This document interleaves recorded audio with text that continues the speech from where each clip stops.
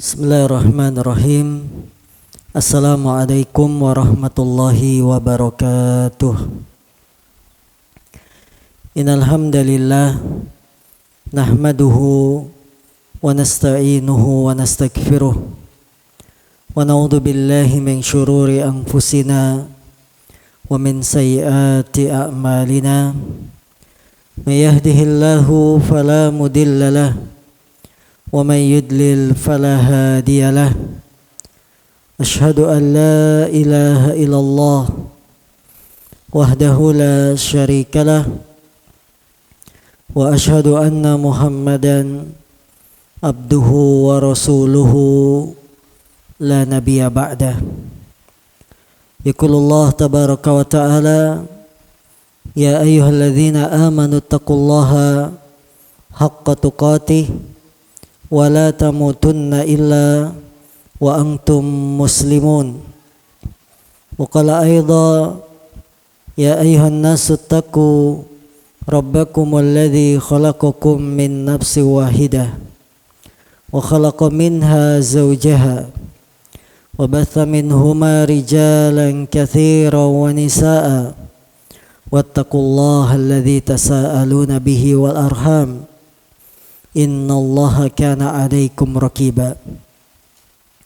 Fa inna asdaqal hadis kitabullah wa khairal hadi hadi Muhammadin sallallahu alaihi wasallam wa syarrul umuri muhdatsatuha fa inna kulla muhdatsatin bid'ah wa kulla bid'atin dhalalah wa kulla dhalalatin finnar.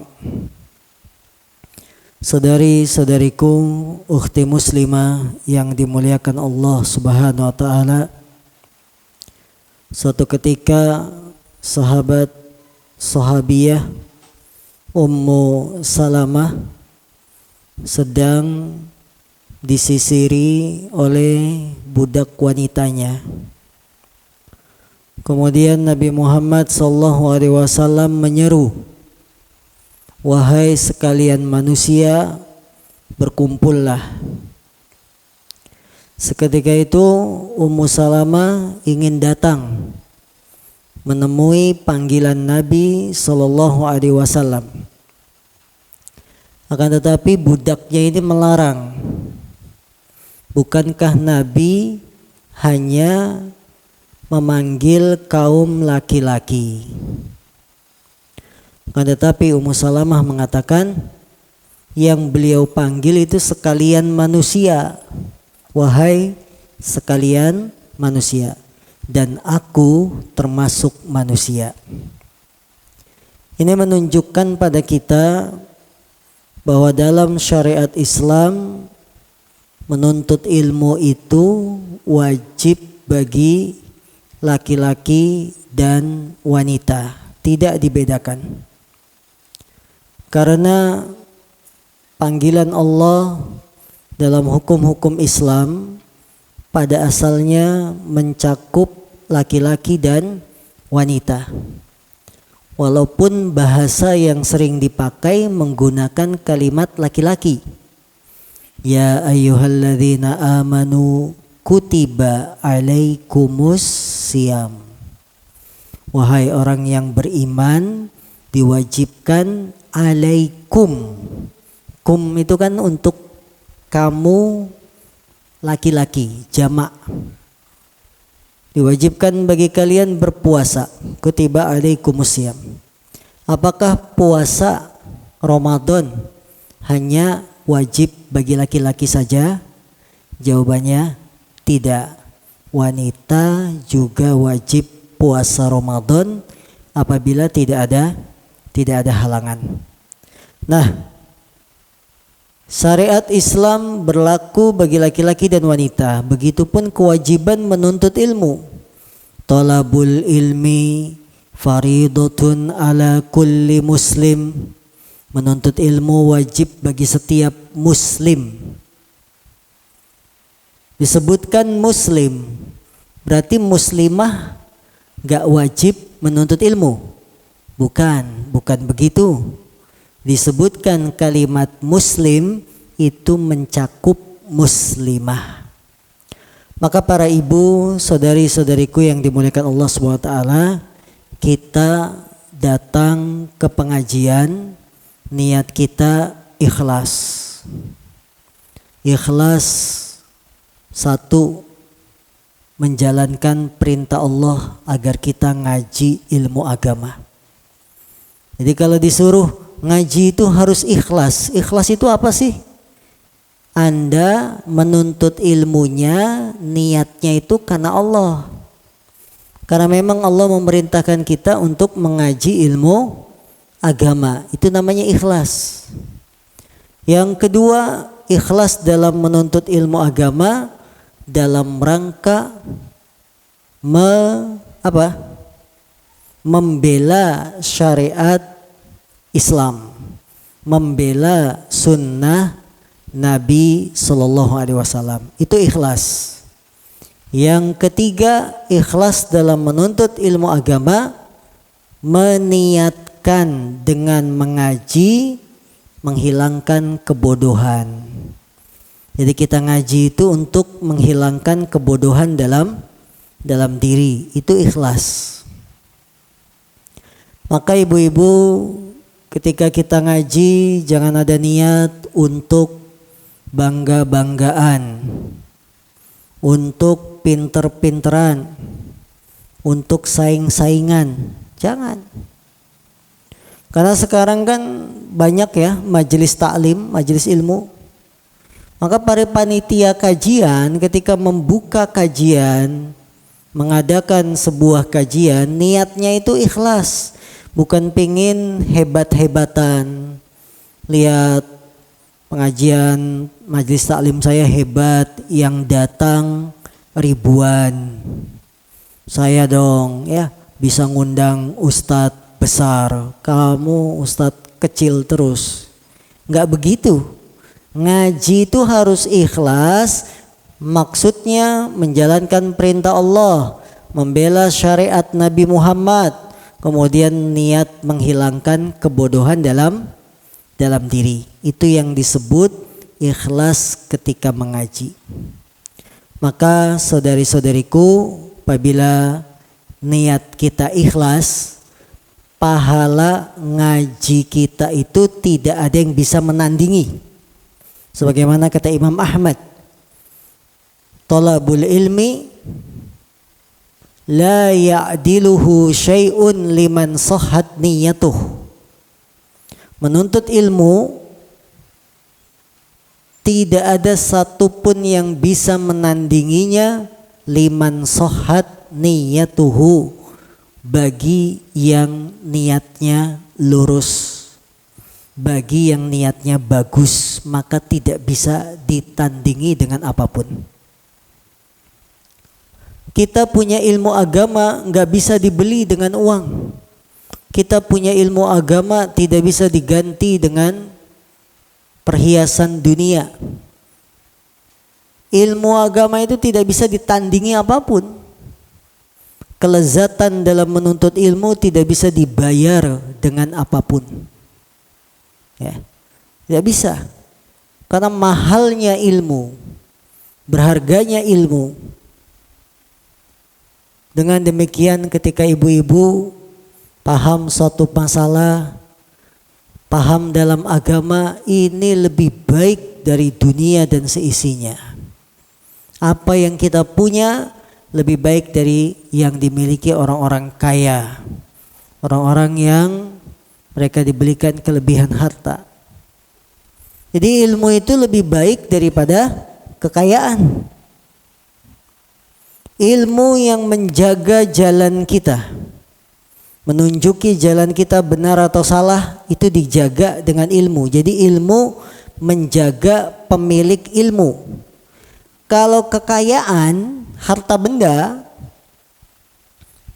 yang punya uang dia yang jaga uangnya, gitu kan? Kita punya uang banyak, kita yang repot jaga, disimpan di bank, simpan di brankas, kita yang repot jaga. Uangnya taruh di brankas, brankasnya dikunci, brankasnya taruh di kamar, taruh di lemari, lemarinya dikunci. Lemarinya ada dalam kamar, kamarnya dikunci. Ya kan? Kamarnya ada dalam rumah, rumahnya dikunci.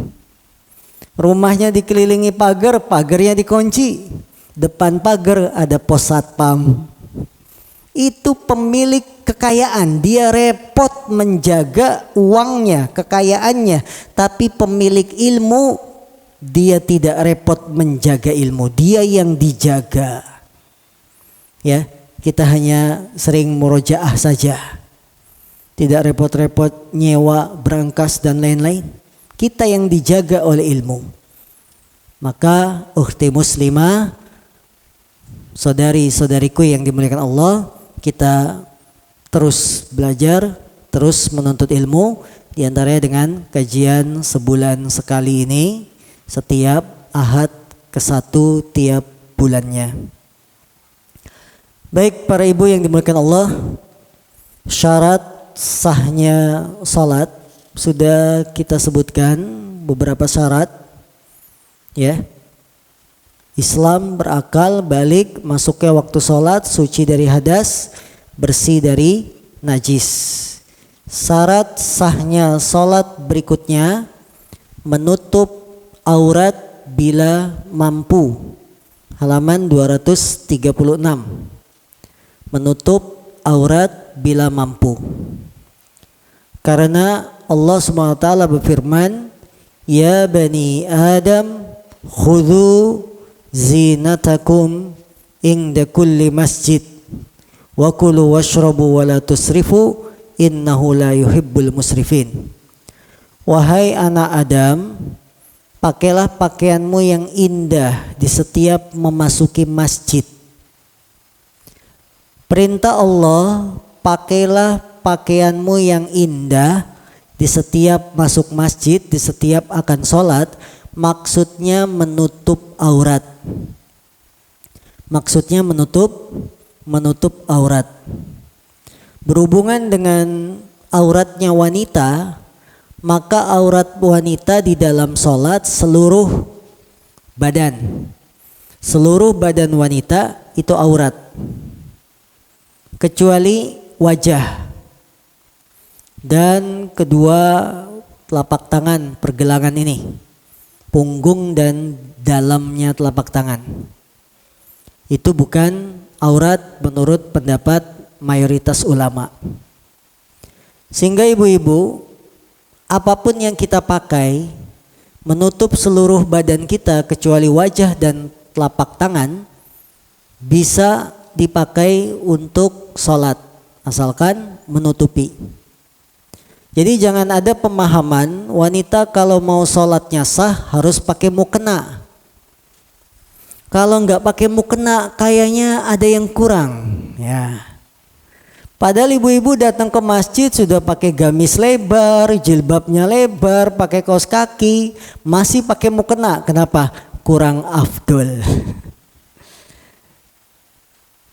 Aurat wanita di dalam sholat itu semua badan dia tutupi dengan apapun boleh, ya, kecuali wajah dan telapak tangannya. Tidak harus pakai mukena karena zaman dulu itu nggak dikenal yang namanya mukena. Ada zaman Nabi mukena? Nggak ada. Mukena rukuh. Nah, kalau orang Melayu kan bilangnya rukuh. Tidak harus sholatnya wanita pakai mukena, pakai daster boleh, boleh.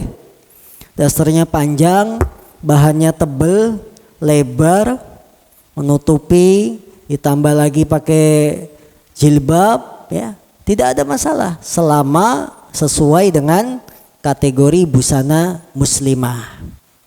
Ya, ini aurat wanita ketika sholat, yaitu menutupi aurat seluruh badannya kecuali wajah dan telapak tangan. Rasulullah bersabda, la yaqbalullahu salata haidin illa bikhimar. Allah tidak menerima salat wanita yang haid, maksud yang haid yang sudah balik, kecuali dengan khimar, penutup kepala. Imam Syafi'i mengatakan seluruh badan wanita adalah aurat, yaitu ketika sholat, kecuali wajah, kedua telapak tangan, dan punggung kedua kakinya.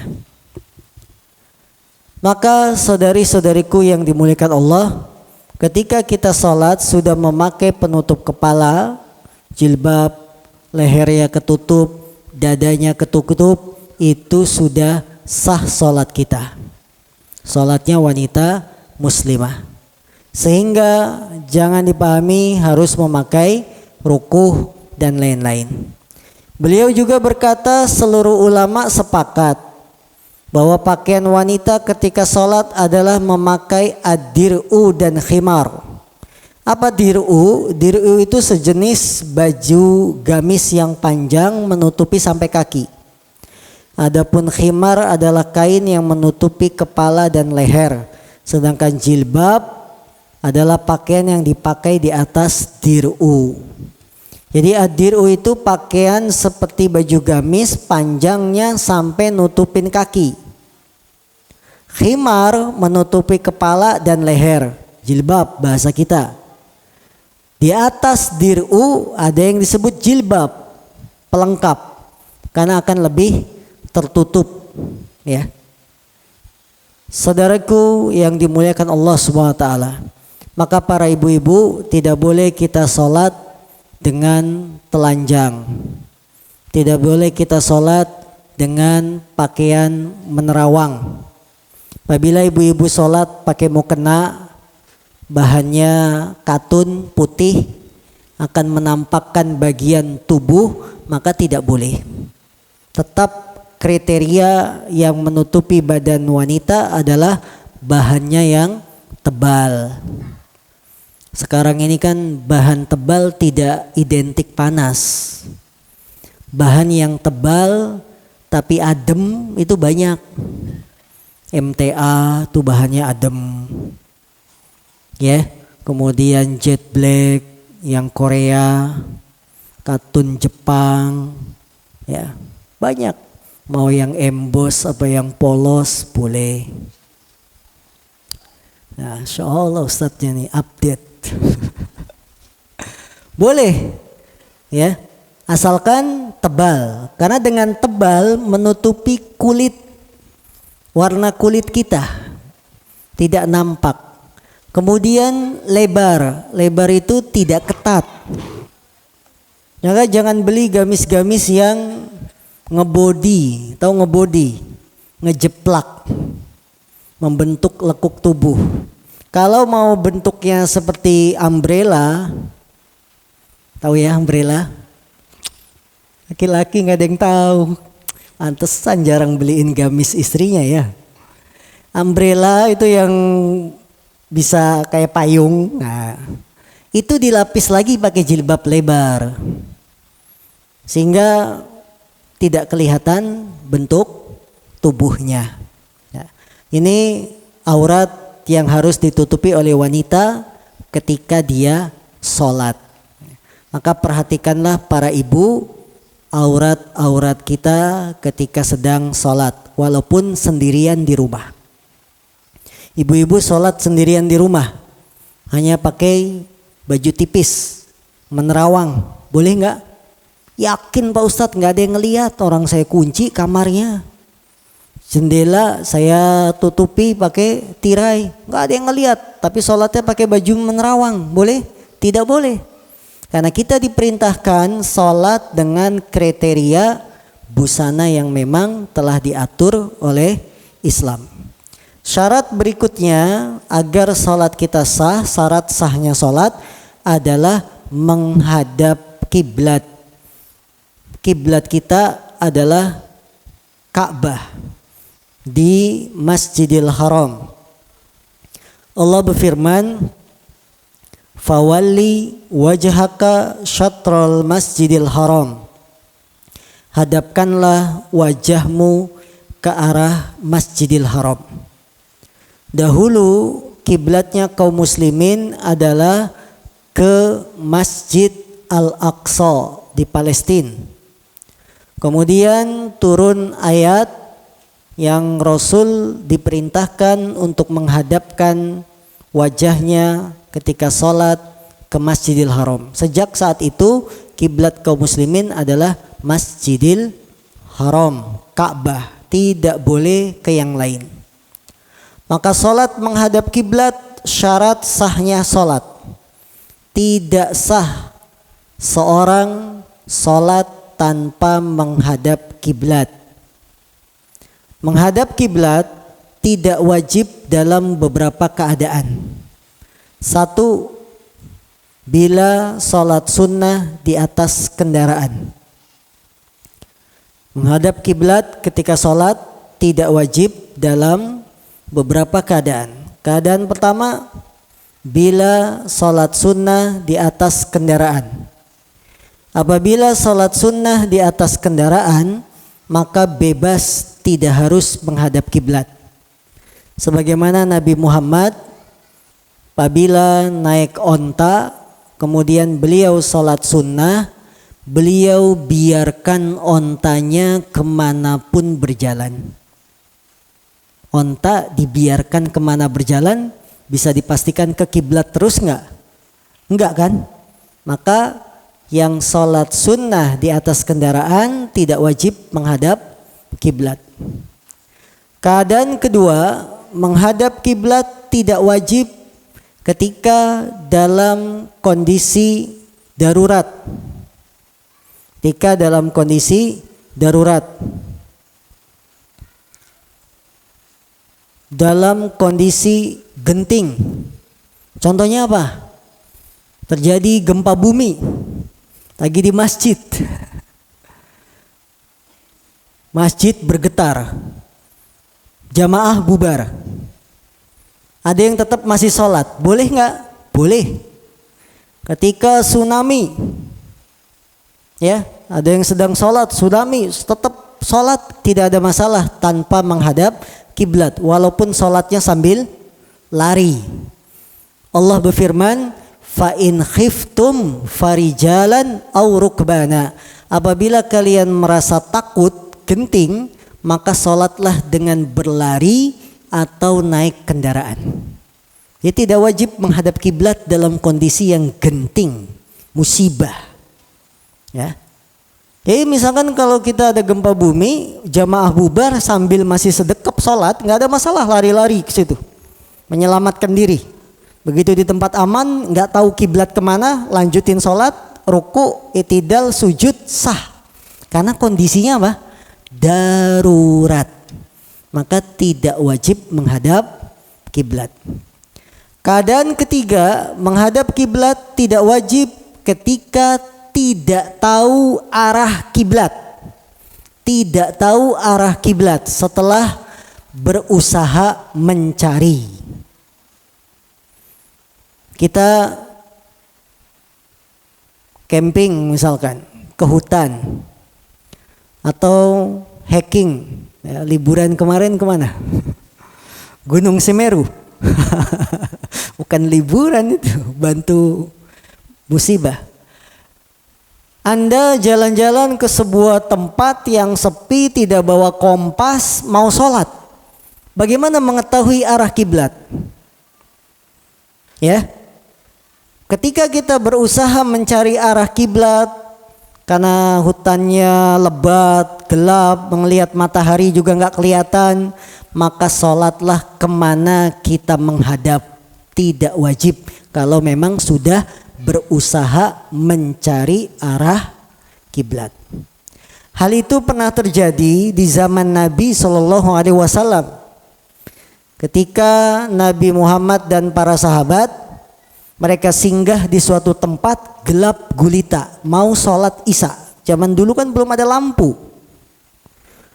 Gelap gulita mau sholat isya, akhirnya masing-masing berpendapat, ada yang ke kanan, ada yang ke kiri, ada yang ke sana. Ya, mereka sholat masing-masing, tidak tahu arah kiblat. Besok paginya baru ketahuan, oh ternyata kiblatnya di sana. Tidak wajib menghadap kiblat ketika dalam kondisi kita tidak tahu arah kiblat, karena agama kita agama yang mudah. Bagaimana kondisi gelap gulita diwajibkan menghadap kiblat itu mustahil. Agama kita itu pasti tidak akan membebani seorang jiwa kecuali sesuai dengan kemampuan. Mustahil gelap gulita antum tahu arah kiblat. Ya. Maka menghadap kiblat itu tidak wajib ketika apa? Tidak tahu arah kiblat setelah berusaha.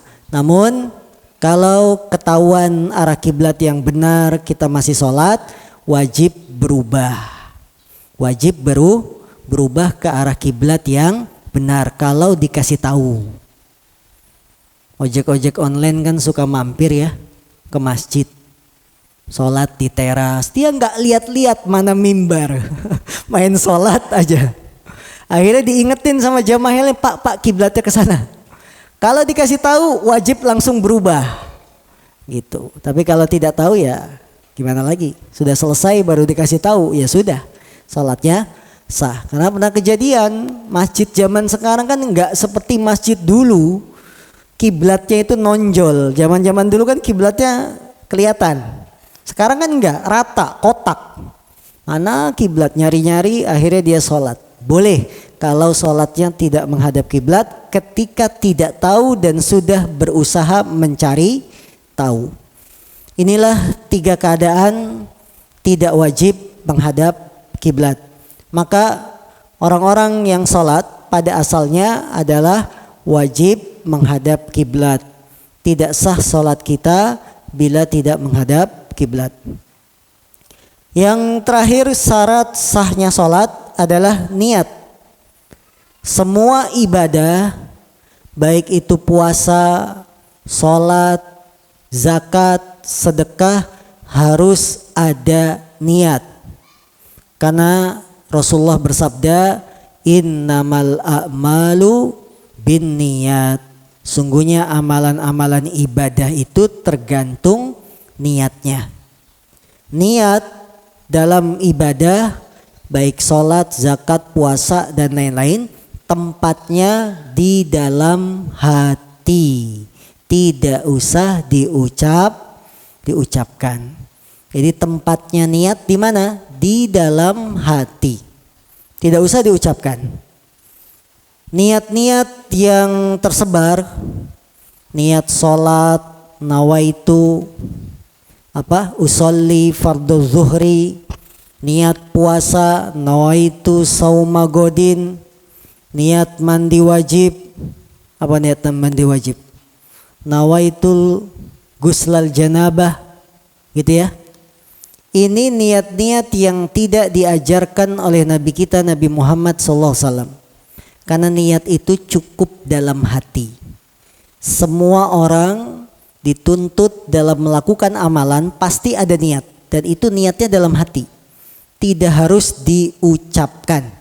Yang penting kita ke masjid sudah dari rumah berangkat berwudu, pakai baju sholat, niat mau sholat zuhur, sudah cukup. Niat dalam hati, nggak usah dikasih tahu ke orang-orang. Saya mau niat zuhur, sholat zuhur. 4 rakaat jadi makmum, kalau imam batal jadi imam. Nah, tempatnya di Sifabudi, masjidnya hari Ahad 2022. Tidak usah ya, karena niat itu tempatnya di mana? Di dalam hati. Orang-orang yang mengatakan anjuran mengucapkan niat, mereka kan dalilnya dalil akal-akalan. Apa akal-akalannya? Kalau niat sudah ada, diwujudkan dengan ucapan kan lebih mantap. Lebih mantap katanya. Dalam ibadah tidak ada akal-akalan. Ibadah itu harus mengikuti keterangan dari Nabi Muhammad SAW. Dan tidak ada keterangan Nabi Muhammad mengajarkan niat sholat A, niat puasa B, niat mandi wajib ini, niat mau wudu ini. Tidak ada. Nabi nggak pernah ngajarin itu semua. Bahkan ini bertentangan dengan kaidah umum agama Islam yang mudah. Islam itu agama mudah. Orang-orang yang ngajarin niat macam-macam itu kan menyulitkan. Baru masuk Islam disuruh ngapalin niat wudu, Niat wudhunya juga beda-beda. Kalau mau basuh tangan, doanya lain. Mau basuh muka, lain lagi. Ya, niat mandi wajib ini, niat puasa ini, sholat sunnah ganti lagi niatnya.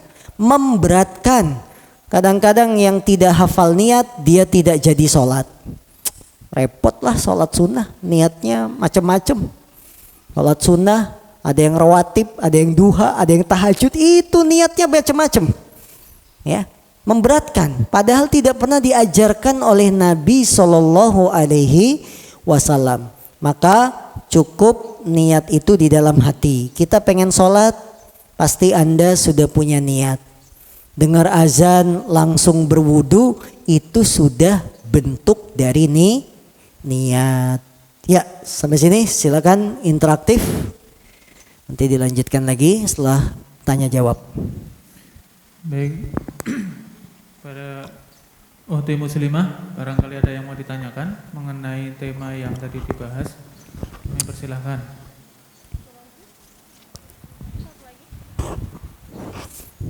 Ada Ustadz.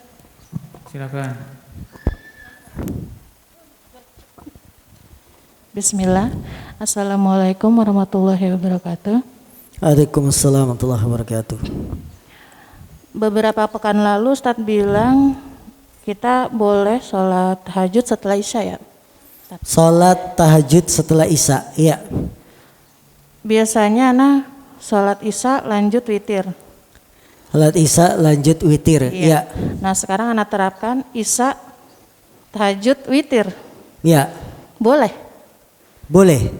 Tapi cuma 2 rakaat. Boleh. Witirnya berapa rakaat? Witirnya 2 dan 1. 2 dan 1 3. Boleh. Boleh. Baik.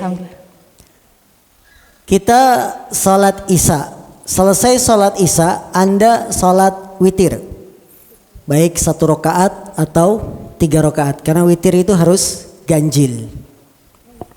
Bagi yang setelah sholat Isya, sholat witir, maka kalau dia malamnya bangun sholat tahajud, tidak boleh sholat witir lagi. Karena sholat witir itu hanya 1 kali dalam semalam. Rasulullah Nabi kita bersabda, la witrani fi lailatin, tidak ada 2 sholat witir dalam 1 malam.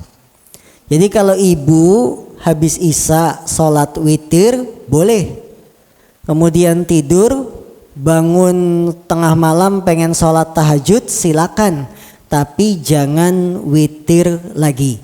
Cukup tahajud saja 2 rakaat sampai subuh silakan, tanpa ditutup witir lagi. Kenapa? Karena kita tadi setelah Isya sudah sholat witir. Sekarang saya habis Isya sholat tahajud, kemudian sholat witir, boleh. Seperti sholat taraweh. Taraweh itu ba'da Isya kan? Kita taraweh itu kan cuma penamaan. Taraweh tahajud ya sama saja. Kita taraweh kemudian witir, boleh. Habis Isya tahajud kemudian witir, boleh.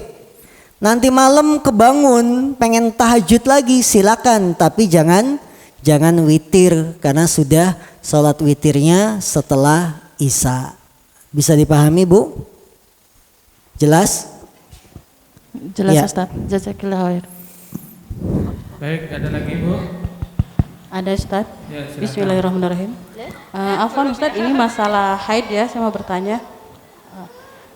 Kemarin itu selepas zuhur, Ana itu baru selesai sholat zuhur, Ana baru tahu kalau Ana tuh ngeflek. Setelah zuhur ngeflek. Iya, Baik. baru tahu. Nah terus setelah, jadi Ana tuh nunggu, mungkin ini emang udah waktunya datang bulan gitu ya. Jadi dari asar, maghrib, isya, subuh itu Ana jadi nggak sholat. Nah ketika sudah Ana tunggu waktu sholat itu semua, nggak ada lagi tanda-tanda ngeflek lagi gitu. Jadi setelah zuhur itu bersih sampai subuh. Enggak, pas setelah sholat zuhur, Ana baru tahu kalau ngeflek. Jadi Oh, setelah sholat zuhur baru tahu ada flek. iya, nah terus Ana tunggu kan semua waktu sholat itu, jadi Ana tinggalin dulu gitu ya. Takutnya Iya, ngeflek sampai lagi subuh. nanti. Iya, sampai subuh. Lalu Ana tunggu sampai pagi kok kayak nggak ada tanda-tanda lagi gitu, bersih gitu ya. Bersih. Setelah itu habis subuh nggak ada tanda-tanda lagi sampai subuh, nggak ada ngeflag lagi yang keluar Iya. gitu. Nah terus anak kan ragu gitu. Lalu tadi jam 9 sebelum berangkat itu anak niat mandi gitu. Tadi sambil nunggu sampai zuhur ini anak mau lihat masih ngeflag nggak? Kalau nggak ngeflag boleh nggak anak lanjut sholat gitu. Jadi terus Baik. bagaimana sholat yang anak tinggalin itu boleh nggak anak kodo nanti? Dikodok. Iya. Apakah ibu punya kebiasaan rutin? Maksudnya gimana Ustadz? Jadi sebagian wanita Oh yang nggak teratur gitu ya? dia rutin tiap bulan tanggal sekian sampai sekian itu biasanya haid. Oh iya, kalau untuk tanggal sih nggak tentu, tapi setiap bulan itu pasti mesti datang haid gitu. Mesti datang haid cuma Iya, tanggalnya tanggalnya tidak nggak teratur. tentu. Iya. Baik, flek yang keluar itu tanda cirinya mirip seperti darah haid atau bukan? Sepertinya seperti darah haid gitu. Bau? Enggak, Tidak bau? iya. Pekat? Apa Ya, segar? sedang-sedang lah dicampur gitu. Baik. Sepertinya seperti darah haid cuma nggak bau. Iya. Apakah itu dihitung haid ataukah darah istihadah, darah penyakit? Itu dia Ustadz yang saya bingung. Ya, apabila ngeflek itu terjadi pada waktu kebiasaan kita, kalau wanita-wanita yang punya kebiasaan, kemudian di waktu-waktu kebiasaan itu datang flek, maka itu sudah tanda awal datangnya haid. Itu kalau punya kebiasaan rutin, haidnya awal bulan, di awal bulan ngeflek, maka itu sudah tanda awal haid. Sekalipun ngefleknya cuma sekali kemudian tidak lagi keluar, besoknya baru keluar, itu sudah dihitung haid. Sekarang saya tipe wanita yang tidak punya kebiasaan rutin. Maka caranya kalau tidak punya kebiasaan rutin, yang dilihat sifat ciri darah. Apakah darah flek yang keluar itu seperti darah haid ataukah darah segar? Kalau yang keluar seperti darah haid, maka dihukumi dia sudah haid. Walaupun sampai sekarang belum keluar lagi fleknya. Ya, itu sudah permulaan darah haid. Karena haid itu ketika muncul dia tidak langsung banyak deras. Sedikit-dikit, lama-lama tambah pekat merahnya, sehingga lama-lama pekat. Nanti kalau sudah mau habis, darah haid itu kan semakin coklat, nggak merah lagi. Waktu haidnya mau suci itu semakin pudar, tidak pekat. Ini.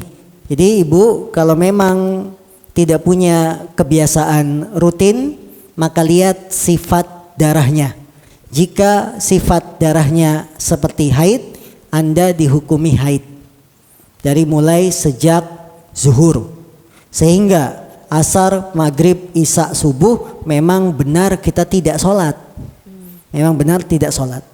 Akan tetapi kalau ngeflek ini bukan, cirinya itu bukan seperti haid, dianggap darah kotor yang ditinggalkan dari sholat asar, maghrib, isya, subuh harus diganti sekarang juga, ya, sebelum datang sholat zuhur, karena sudah ingat sekarang.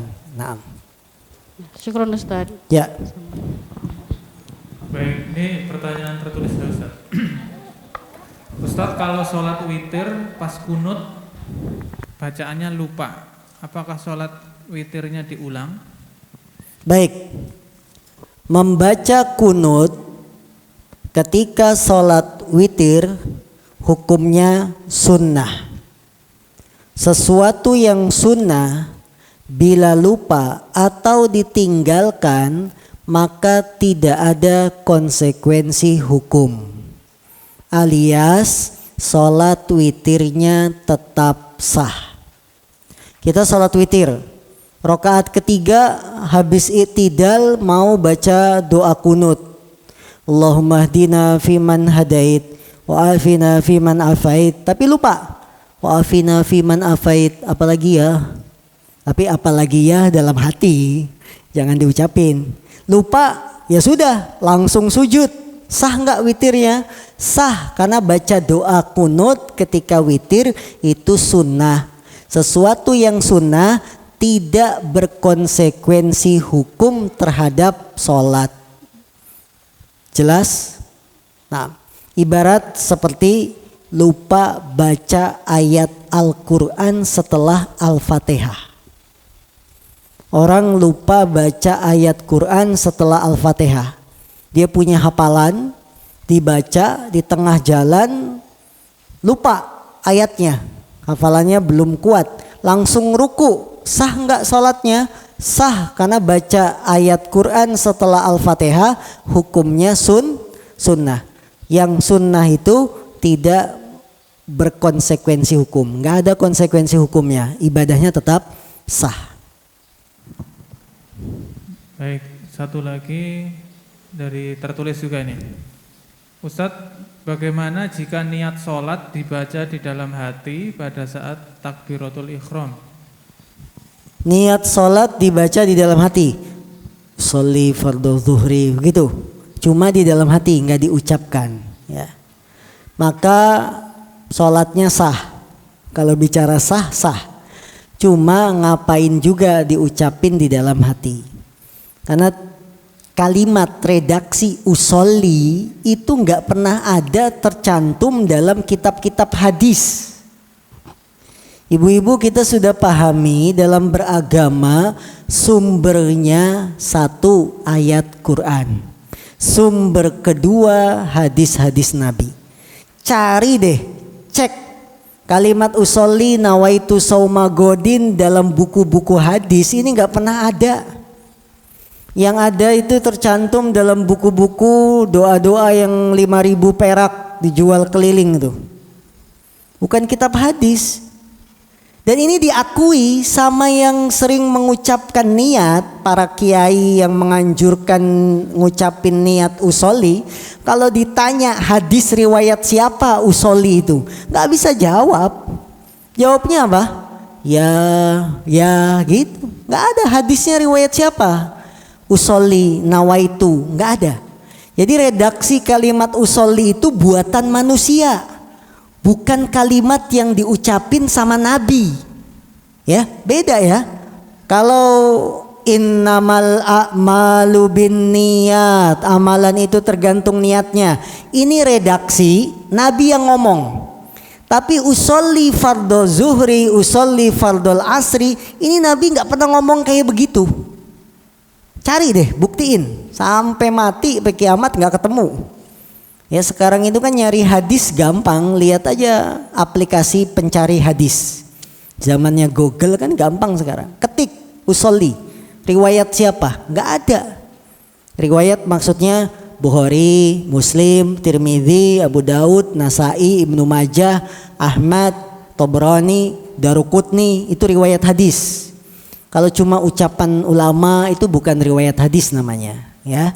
Ini. Jadi ngapain kita mengucapkan sebuah kalimat yang memang itu bukan diajarkan oleh Rasul SAW, walaupun dalam hati, Nah.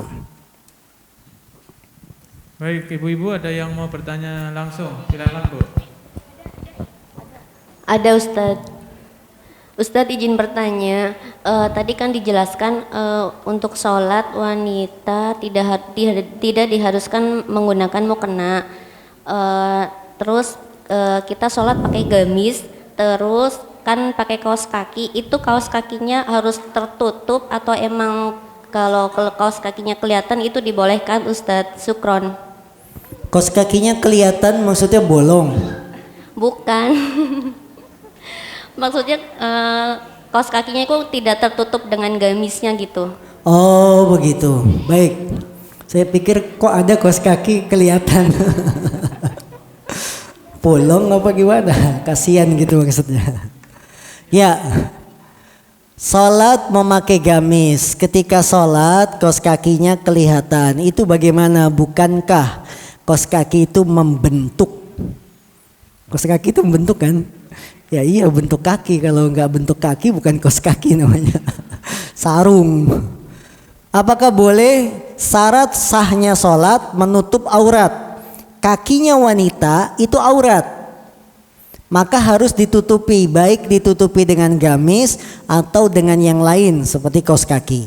Nah, bila kita sholat kaos kakinya kelihatan saat sujud, gamisnya terangkat sedikit kan, berarti kan pasti akan kelihatan kaos kakinya. Boleh tidak?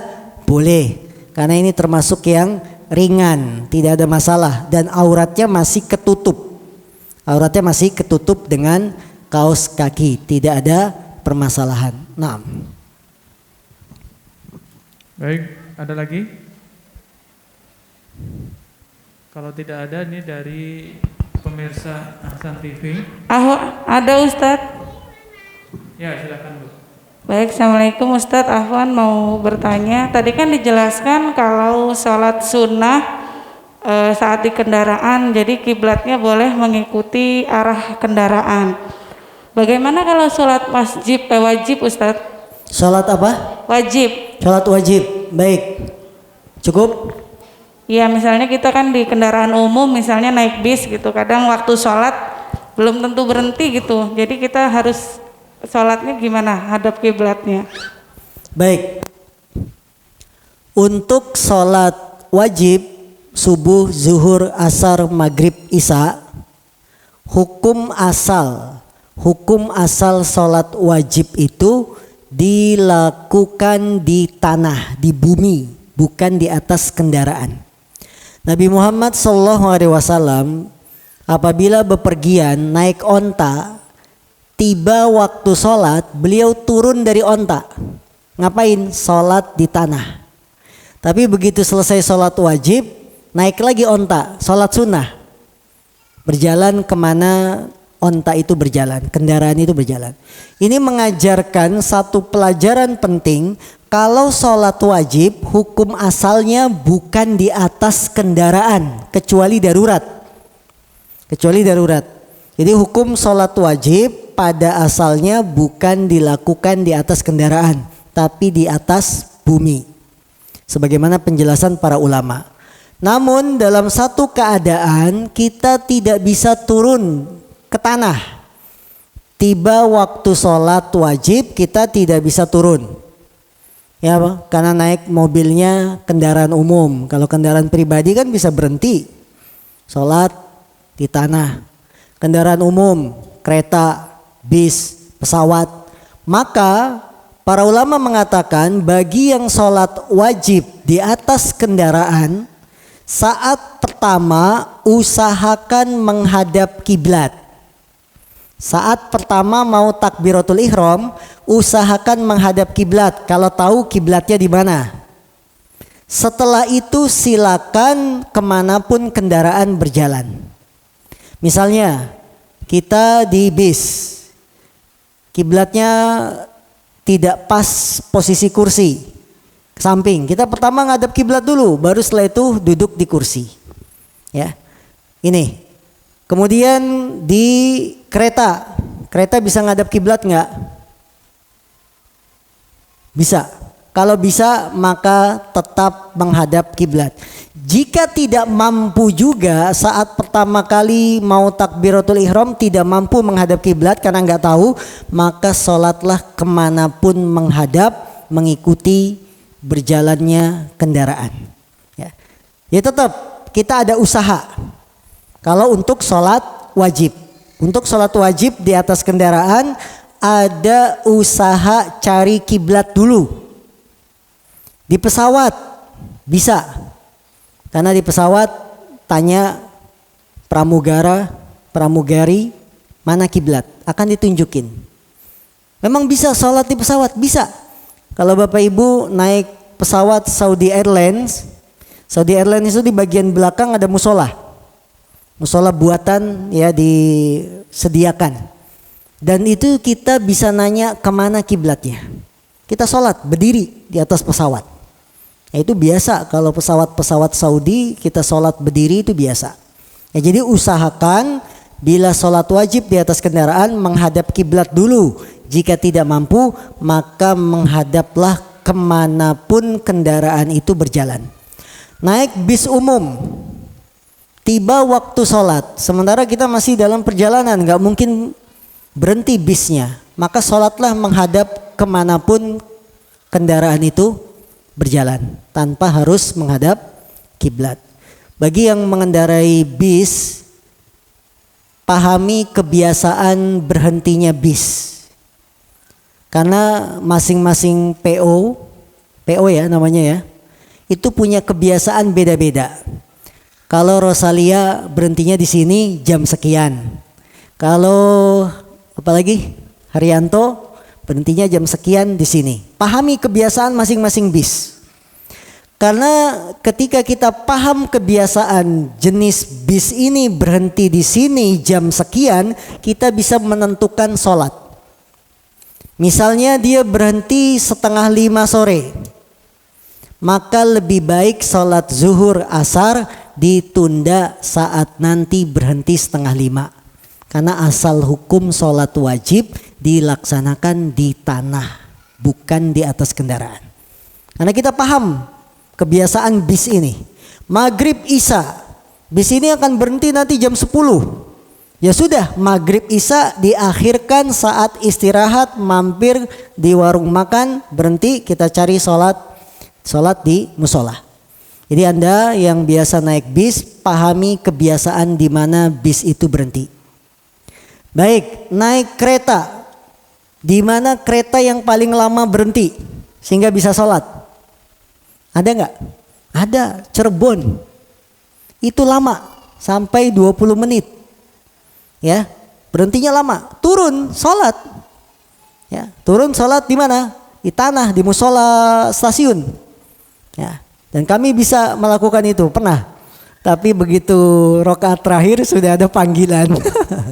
Akhirnya kejar-kejaran sama kereta, kayak di film-film. Berhasil juga masuk pintunya. Walaupun sambil lari-larian, ya. Cuma untuk wanita jangan.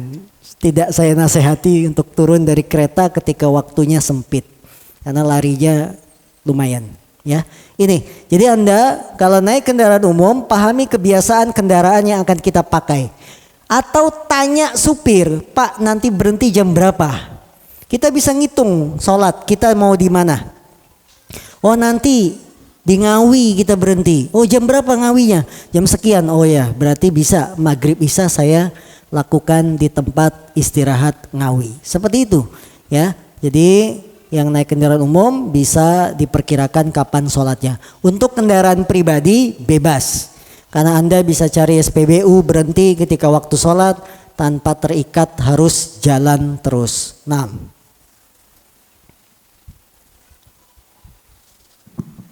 Baik, pertanyaan yang tertulis dulu. Ustadz, terkait dengan sholat witir yang dikerjakan setelah Isya, bolehkah tidak segera tidur setelah sholat witir tapi masih ada aktivitas sebelum tidur? Misalnya mengerjakan pekerjaan rumah dan lain-lain. Jawabannya boleh. Seperti ibu-ibu bulan Ramadan habis taraweh ngapain? Makan asinan, belum habis. Makan asinan, ngabisin bukaan. Tidurnya kapan? Ya jam 10 sudah nyiapin yang mau dimasak sahur. Padahal sudah taraweh, sudah witir. Tapi habis pulang ke rumah tidak langsung istirahat. Masih ada kegiatan ya, nyuci-nyuci piring bekas buka puasa. Boleh tidak? Boleh. Ya, tidak ada masalah.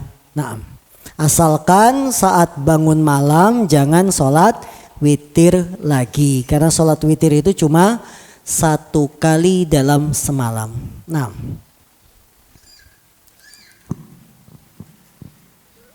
Ada pertanyaan langsung Ibu? Atau mau dilanjut? Baik, kita lanjutkan dulu materinya. Rukun sholat.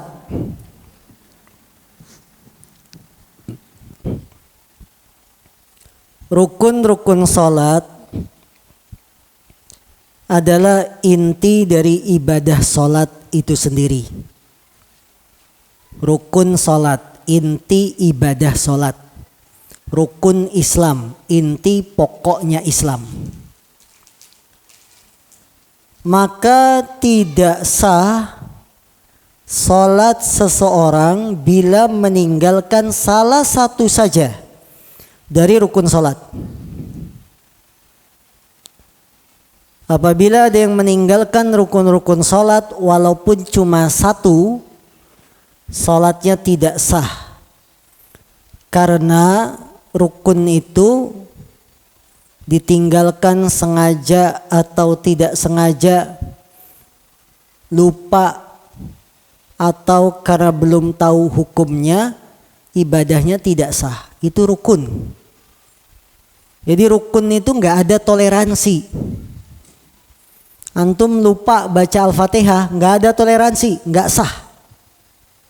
Tapi lupa tasyahud awal masih ditoleransi, silakan lanjutin sholat, sujud sahwi. Lupa baca Al-Fatihah, semua sholat tidak sah. 4 rakaat sholat tidak sah. Kalau rakaat ke-1 kita lupa baca Al-Fatihah misalnya. Jadi rukun itu lebih ketat. Dia tidak ada toleransi kesalahan. Mau lupa, mau apalagi belum tahu hukumnya, tidak sengaja, kalau sudah berhubungan dengan rukun sholat, tidak ada toleransi, sholat harus diulang, tidak sah. Maka perhatikan rukun-rukun sholat. Apa saja rukun sholat? 1. Berdiri jika mampu. Berdiri jika mampu. Ini rukun. Orang lupa sholatnya duduk tanpa uzur. Tidak ada alasan. Sholat wajib. Padahal dia mampu berdiri, tapi dia nggak mau berdiri. Maka tidak sah. Yang kedua, takbiratul ihram. Lupa tidak takbiratul ihram ketika sholat, tidak sah. Membaca surat Al-Fatihah, ini rukun sholat. Yang keempat, ruku. Orang yang sholat tidak ruku, sholatnya tidak sah. Walaupun alasannya lupa, tidak ingat, tidak sengaja, tidak ada toleransi, tidak sah. I'tidal, bangkit dari ruku, ini pun rukun. Sujud di atas 7 anggota sujud. Bangkit dari sujud. Duduk di antara 2 sujud. Duduknya ya, bukan tasyahudnya. Duduk di antara 2 sujud. Kemudian tumakninah, tasyahud akhir, dan duduk untuk tasyahud akhir. Salawat kepada Nabi berurutan dan mengucapkan salam. Ada 14 rukun salat. Kalau sholat kita tidak berurutan, sujud dulu baru ruku, sholatnya sah tidak? Tidak sah. Jadi rukun sholat itu sangat harus kita perhatikan karena dia lebih ketat. Lebih ketat. Tidak ada toleransi terhadap kesalahan.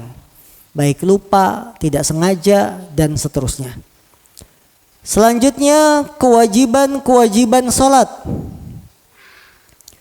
Kewajiban adalah apa yang diperintahkan oleh syariat yang sifatnya harus dilaksanakan. Itu kewajiban.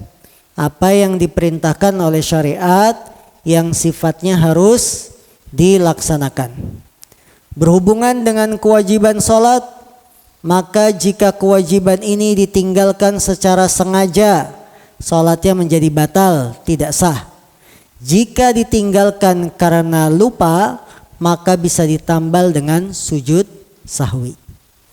Untuk kewajiban sholat lebih longgar. Lebih longgarnya dari mana? Ada pelonggaran. Kalau ditinggalkan kewajiban sholat itu karena lupa, belum tahu hukum, bisa ditambal dengan sujud sahwi. Ini pelonggaran dalam kewajiban. Namun bila kewajiban sholat ditinggalkan karena sengaja, barulah sholatnya tidak sah. Ya, jadi kalau kewajiban itu ada keringanan. Keringanannya apa? Bila ditinggalkan karena lupa, bisa ditambal dengan sujud sahwi. Tapi kalau ditinggalkannya karena apa?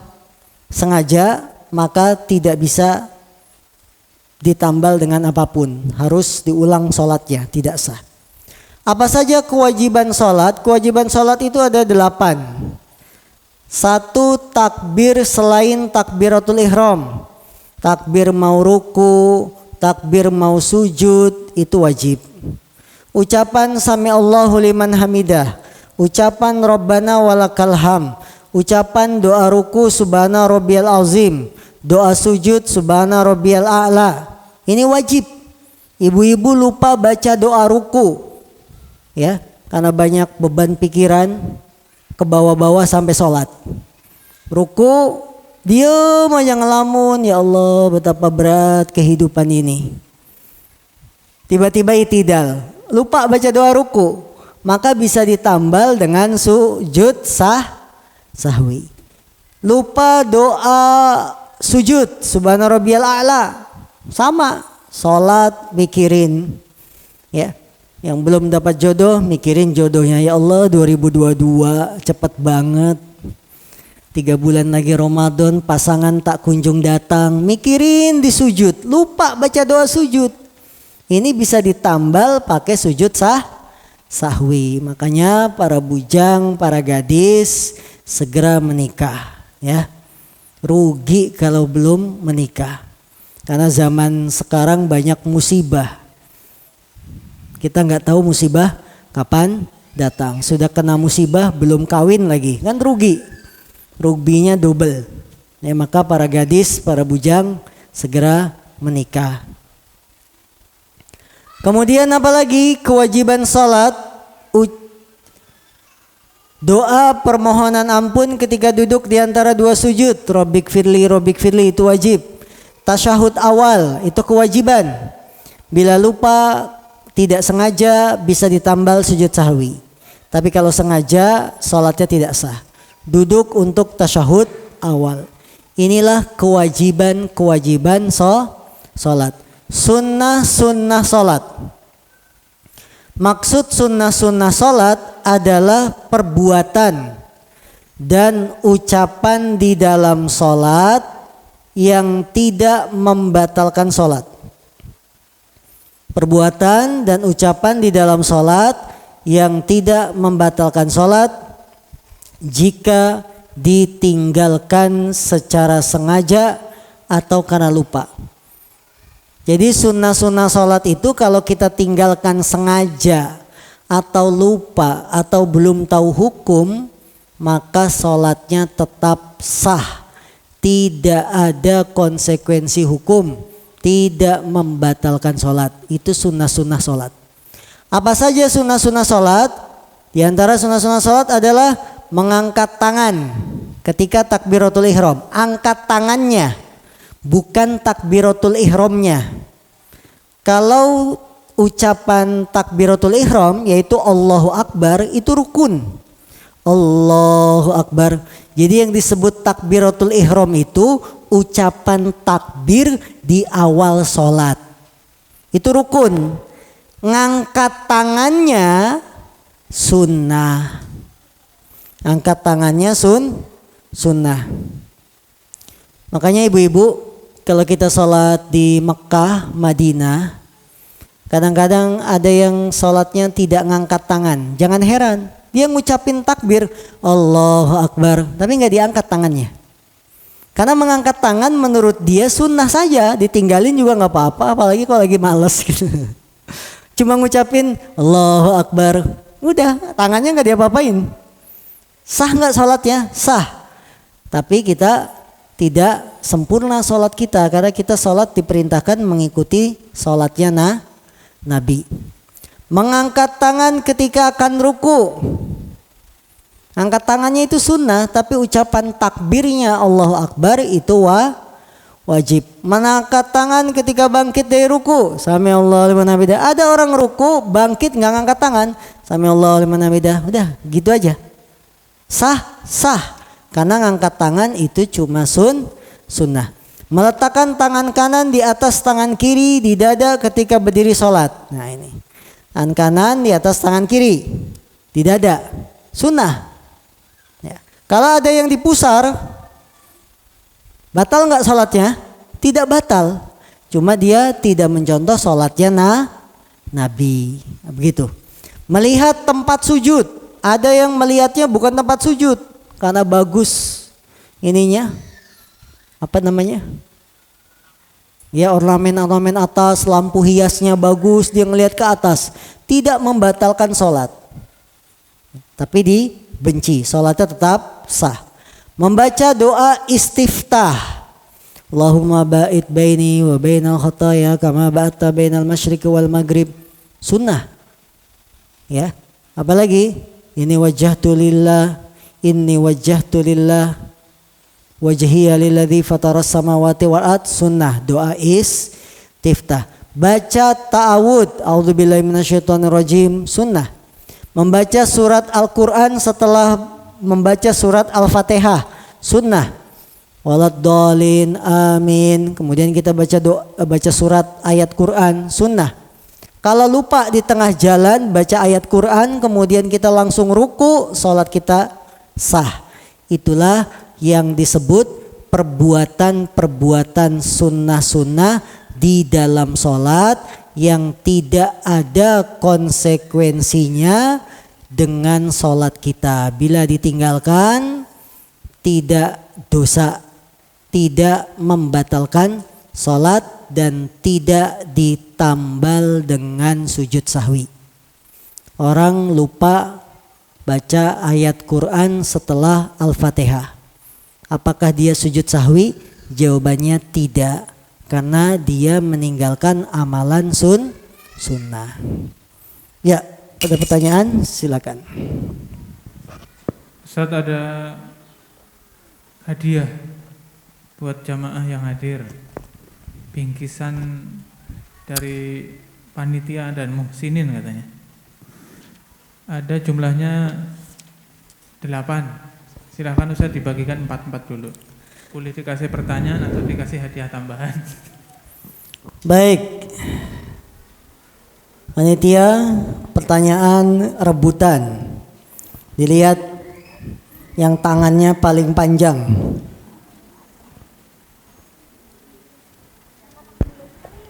Siap panitia?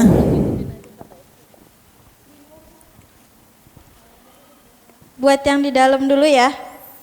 Ya. Silakan Ustadz pertanyaannya. Apa bedanya syarat dan rukun? 6.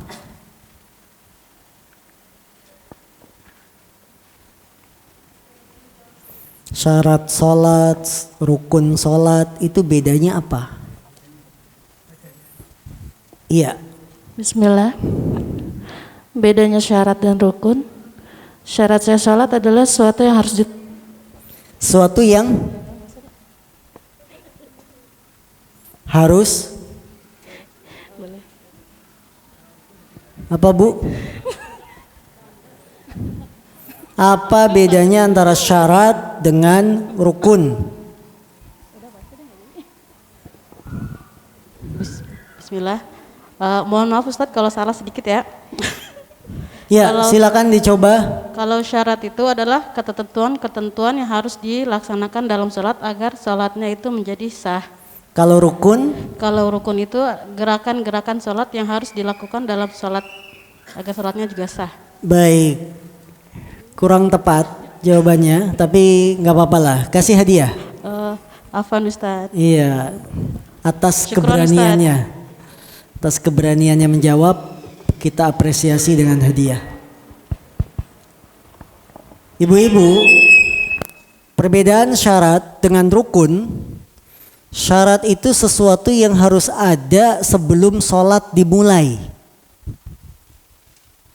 Nutup aurat, berwudu, menghadap kiblat, itu sebelum dimulai harus ada. Anda sebelum sholat harus wudu, sebelum sholat harus pakai baju. Tapi kalau rukun itu sesuatu yang harus dilakukan, yang harus ada di dalam sholat. Ketika sholat sudah mulai, nah itu. Kalau syarat, sesuatu yang harus ada sebelum sholat. Kalau rukun, sesuatu yang harus ada di dalam sholat saat kita sudah mulai sholat. Ruku, sujud, ya, baca Al-Fatihah, itu kan sudah mulai sholatnya. Nah, itulah perbedaan antara rukun dengan syarat. Bisa dipahami, Bu? Baik. Pertanyaan kedua. Buat yang di ibu-ibu di luar, tapi Baik. nggak boleh lihat buku ya. Untuk yang di luar.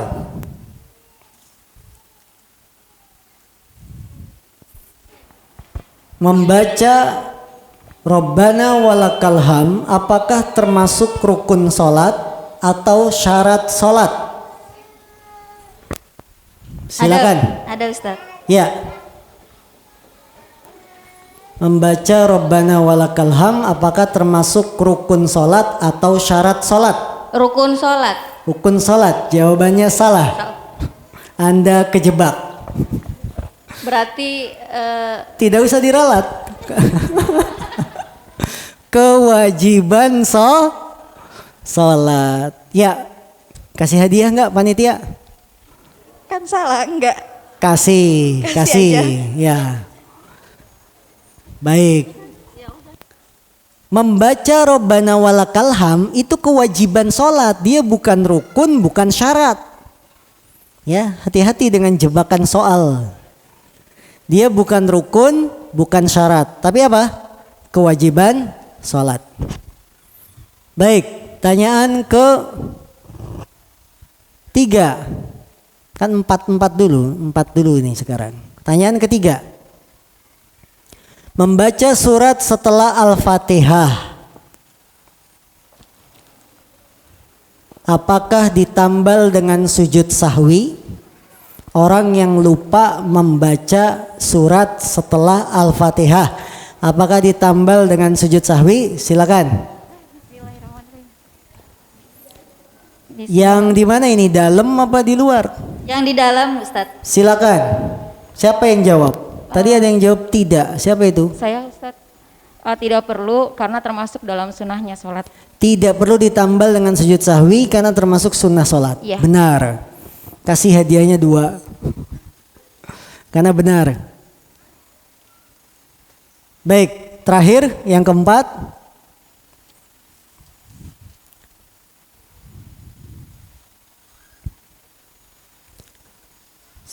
Sebutkan aurat wanita di dalam sholat. Ada Ustaz. Ya, silakan. Bismillah. Aurat wanita di dalam sholat adalah seluruh tubuh kecuali telapak tangan dan muka. Masya Allah, sahih. Jawabannya benar. Silakan panitia kasih hadiahnya. Gampang kan? Gampang. Ya, ada pertanyaan? Silakan. Pertanyaan dari pemirsa Ahsan TV. Pertanyaan pertama Ustadz, kalau syarat kemudian kewajiban sholat dan rukun sholat itu apakah berlaku untuk makmum atau sholat sendiri atau munfarid Ustadz? Baik, untuk syarat sholat. Syarat sholat itu berlaku untuk semua yang sholat.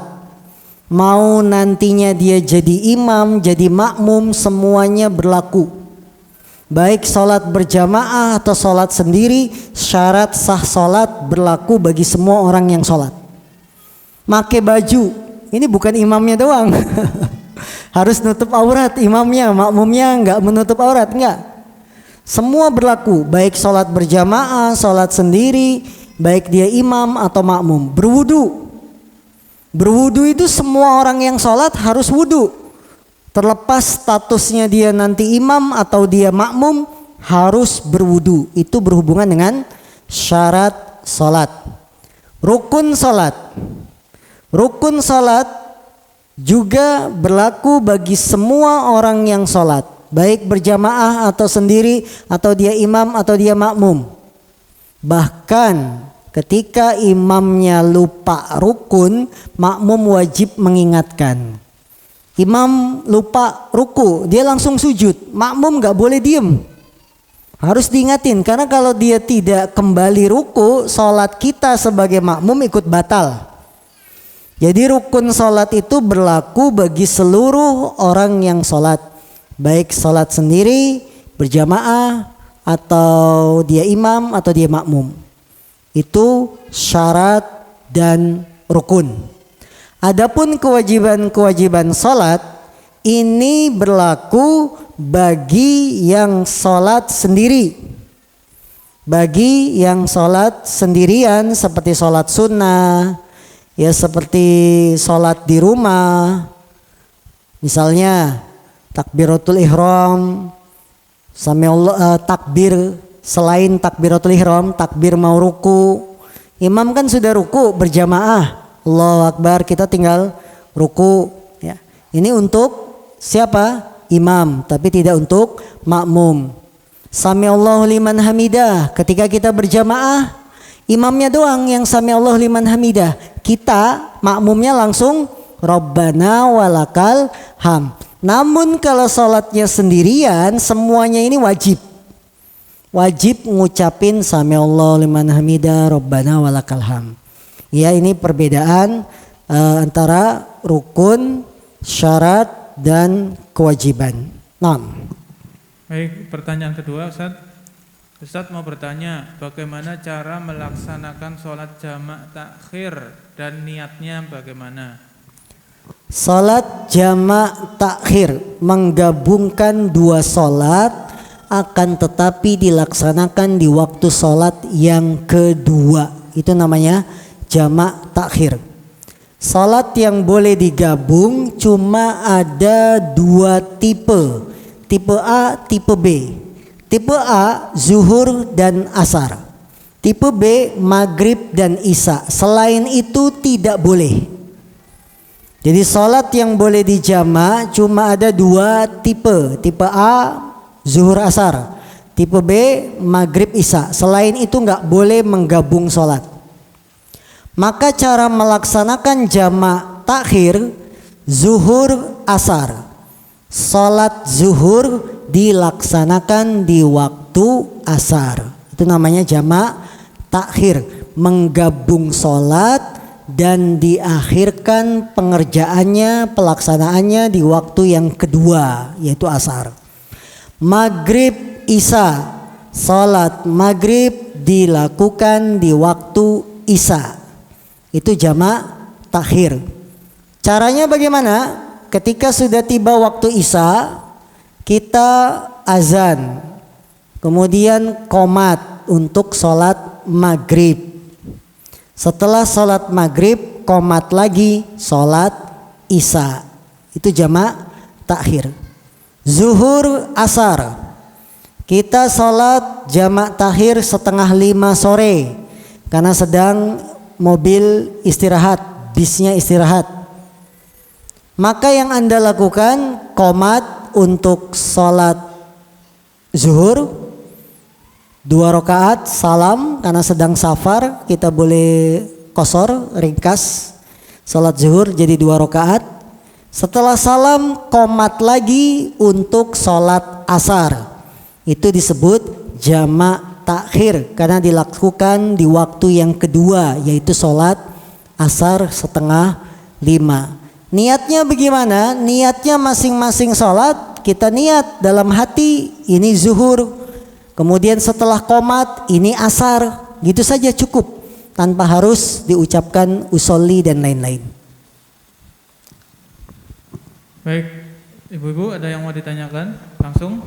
Ada Ustadz. Silakan Bu. Bismillah. Ustadz mau nanya, ketika kita sholat itu kan kalau lagi di tengah-tengah sholat kadang itu kalau kita pakai mukena kakinya kadang tersingkap kelihatan gitu. Apa sholatnya harus dilanjutin apa diulang dari awal Ustadz? Kakinya tersingkap. Iya kadang kelihatan gitu kalau itu nggak sengaja tersingkap gitu. Baik. Kaki tersingkap saat di tengah-tengah sholat karena memakai gamis panjang atau mukena panjang yang menutupi kaki. Namun ketika di tengah sholat saat sujud kelihatan. Bila kelihatannya hanya sedikit maka tidak membatalkan sholat. Ya, para ulama sepakat apabila perhiasan penutup aurat kita ada yang nampak sedikit, tidak banyak, maka dimaafkan. Seperti misalkan sholat bajunya ada yang robek sedikit.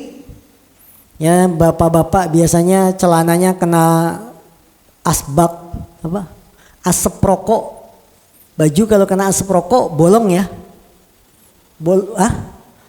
Puntung enggak, asap juga bisa. Iya.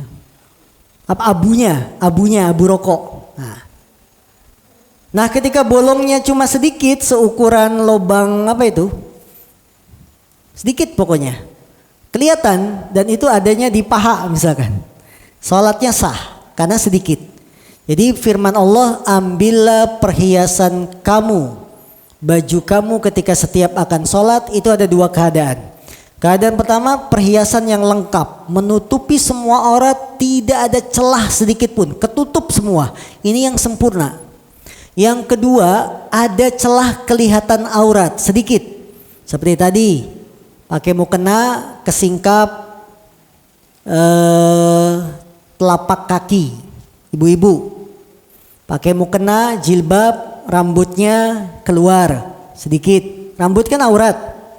Maka ini dimaafkan karena sedikit. Jadi mengambil perhiasan di dalam sholat ada dua makna, menutup secara sempurna dan ada yang menutup mencukupi, yaitu aurat secara umum ketutup. Apabila ada yang kesingkap sedikit maka dimaafkan.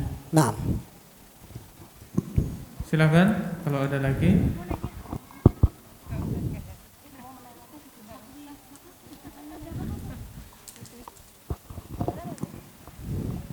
Bismillah.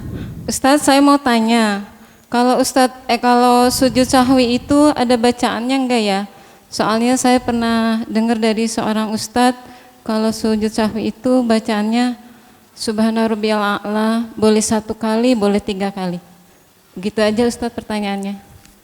baik. Kron. Doa sujud sahwi. Sujud sahwi itu doanya seperti doa kita sujud dalam sholat.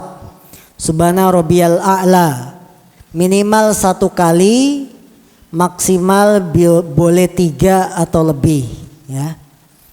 Jadi doa sujud sahwi dengan membaca doa seperti sujud di dalam sholat.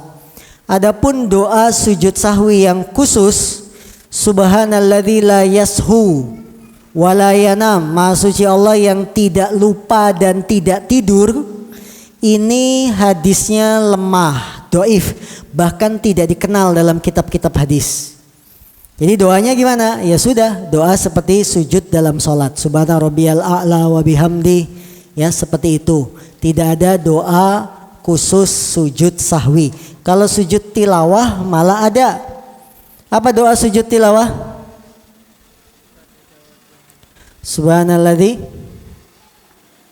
Doa sujud tilawah. Wa syaqqa sam'ahu wa basarahu bihaulatihi wa quwwatihi fatabarakallahu rabbul alamin. Seperti itu ya. Itu kalau sujud tilawah ada doanya. Adapun sujud sahwi tidak ada doa khusus. Naam, Allah alam.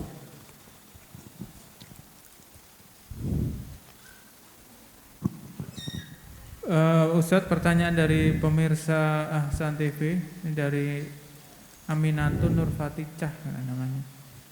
Ustadz, bagaimana apabila saat sujud dahi sebagiannya tertutup mukena dan telapak tangan menempel di atas mukena, jadi 7 anggota sujudnya tidak menempel langsung ke tempat sujud, sholatnya apakah sah atau tidak? Dahi menempel mukena.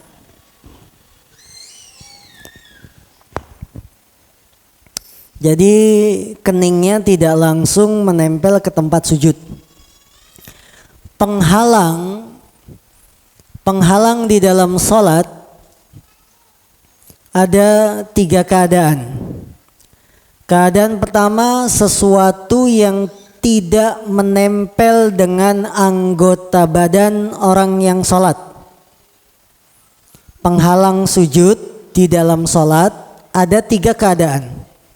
Keadaan pertama, penghalang yang tidak bersambung, tidak menempel dengan anggota badan orang yang sholat. Contoh, sejadah. Contoh, keramik. Nempel enggak? Ada orang sholat keramiknya nempel? Tidak. Maka penghalang semacam ini sah bila kita sujud di atasnya. Anda sholat pakai sejadah. Kening kita langsung kena tanah enggak? Enggak, kena keramik juga enggak. Kehalang dengan sejadah, dengan karpet, sah.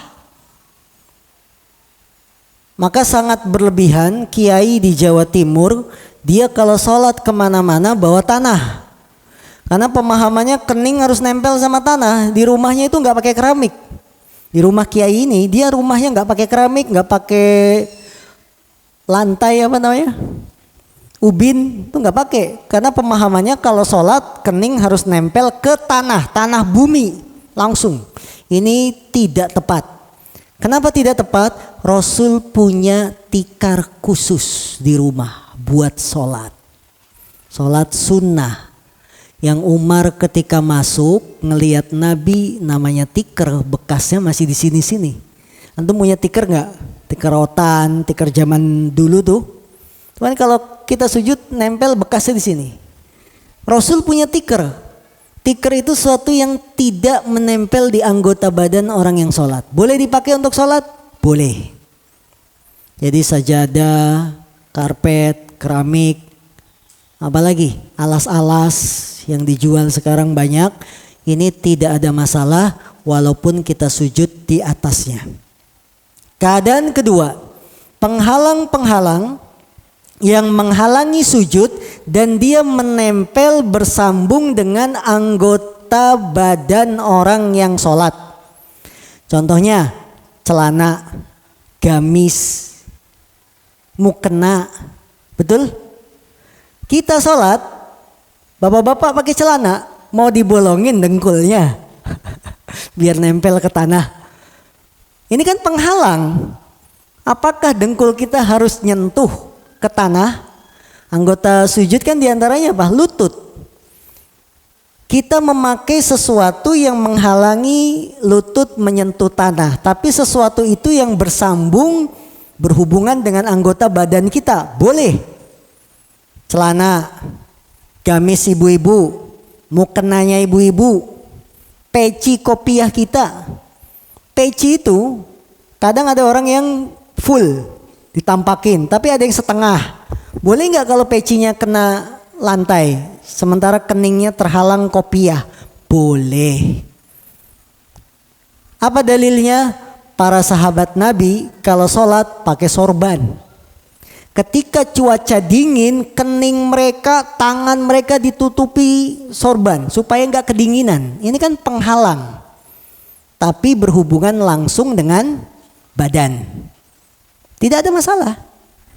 Ibu-ibu pakai jilbab, pakai gamis, mau dibolongin gamisnya, dengkulnya dibolongin. Tidak kan? Kaos kakinya bolong pas jari-jarinya, itu bukan kaos kaki kalau bolong semua. Ya, ini boleh. Tidak ada masalah. Yang ketiga, penghalang sujud di dalam sholat berupa anggota badan orang yang sholat. Penghalang sujud berupa anggota badan orang yang sholat. Ini yang tidak boleh. Kita sholat keningnya dialasin pakai jari. Gini. Nah. Atau sholatnya begini. Kening kita, tangan nempel ke kening. Kemudian kita sujud. Nggak boleh. Kadang-kadang kan anak-anak santri suka main-main itu. Jadi sujudnya bukan begini dia, tangannya, jarinya itu bukan ke lantai, tapi malah jarinya nutupin jidat, baru ke lantai. Main-main, tidak sah kalau begitu. Penghalang berupa anggota badan dari orang yang sholat. Ini tidak boleh. Nah, rambut tidak ada masalah, walaupun dia anggota badan kita. Ya karena dia sifatnya sedikit. Betul? Ada yang rambutnya disibak.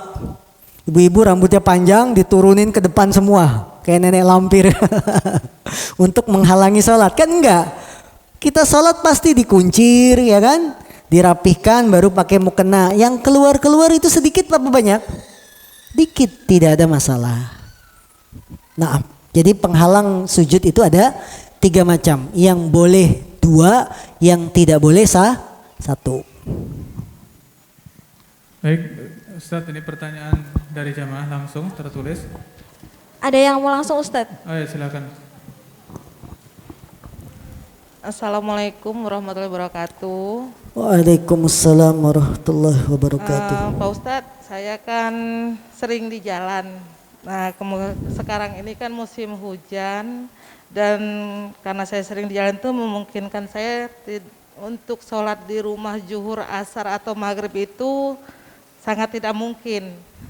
Nah, di perjalanan itu baju gamis saya itu kena cipratan air hujan, tapi saya harus sholat di masjid.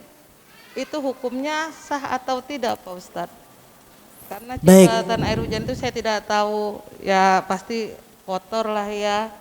Tapi gamis saya kan nggak mungkin saya buka di masjid untuk sholat di masjid ya.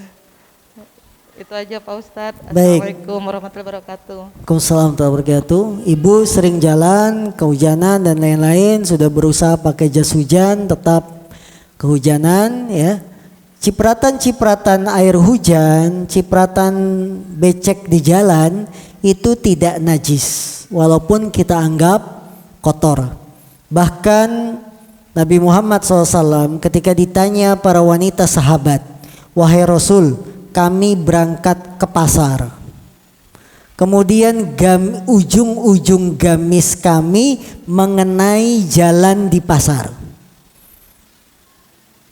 Jalan ke pasar umumnya becek kalau pasar yang tradisional, bukan pasar modern ya. Pasar tradisional zaman dulu kan umumnya becek. Enggak hujan aja pasar itu kalau tradisional becek. Kena lumpur, ada mobil masuk, naruh ikan. Mereka tanya kepada Nabi, wahai Nabi, kami ke pasar, ujung-ujung gamis kami itu kena jalan-jalan yang becek ini. Apakah suci ataukah najis? Nabi bilang yang mensucikan ujung-ujung kain itu adalah jalan yang bersih setelahnya. Kita masuk pasar becek, ujung-ujung gamis kita kena air. Pulang dari pasar lewat jalan yang kering, itulah yang membersihkannya. Jadi tidak ada masalah ibu ketika mampir kehujanan basah kena becek dari cipratan air jalan, itu bersih, suci, maka sholatlah di masjid dengan memakai baju yang tadi dipakai, karena tidak mungkin setiap keluar kita bawa ganti dan seterusnya ya, maka hukum sholatnya sah. Nah, kita selingin dulu Ustaz. Pertanyaan dari jamaah juga. Ustadz, saya dahulu bercerai dengan suami saya dan ditalak 3 lewat pengadilan sepertinya karena negara. Kemudian suami saya menikah kembali dengan wanita yang lain. Setelah itu suami saya bercerai dengan istri keduanya, kemudian rujuk dengan saya. Apakah secara syar'i pernikahan kami yang kedua ini sah karena saya belum menikah dengan lelaki yang lain atau belum digauli oleh laki-laki lain suami saya selain suami yang pertama ini? Baik, ini penanyanya hadir ya. Ibu ketika terjadi perceraian itu atas tuntutan dari ibu atau suami yang menceraikan? Kalau dari istri yang menuntut cerai kemudian menggugat di pengadilan, kemudian pengadilan menghukumi talak 3, ataukah suami yang menceraikan diurus di pengadilan dihukumi talak 3? Karena hukumnya akan berbeda. Gugatan cerai itu datang dari istri atau dari suami? Penanya? Baik, tidak dijawab. Anggaplah dari suami. Suami menceraikan, kamu saya ceraikan, talak 1. Diurus di pengadilan. Regulasi pengadilan agama di negeri kita, kalau ada suami menceraikan istrinya walaupun baru talak 1, kalau sudah masuk pengadilan agama nanti hasilnya akan muncul talak 3. Walaupun dia secara agama baru talak 1. Yang jadi patokan hukum agama, bukan hukum negara. Karena kita baru menceraikan talak 1, tapi dihukumi oleh negara sudah talak 3. Ini kalau yang menceraikan suami. Kemudian suami menikah dengan wanita lain, kemudian bercerai, rujuk kembali dengan ibu.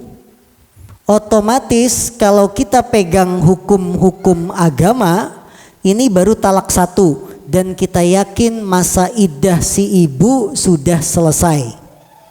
Maka kalau ingin rujuk dengan ibu tidak bisa langsung, harus akad nikah baru, harus mas kawin baru, karena masa iddahnya sudah selesai.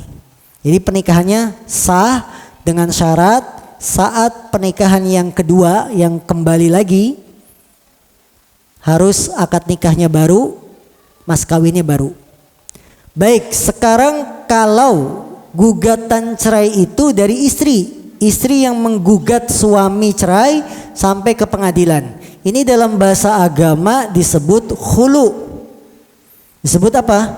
Khulu, tuntutan cerai datang dari pihak istri.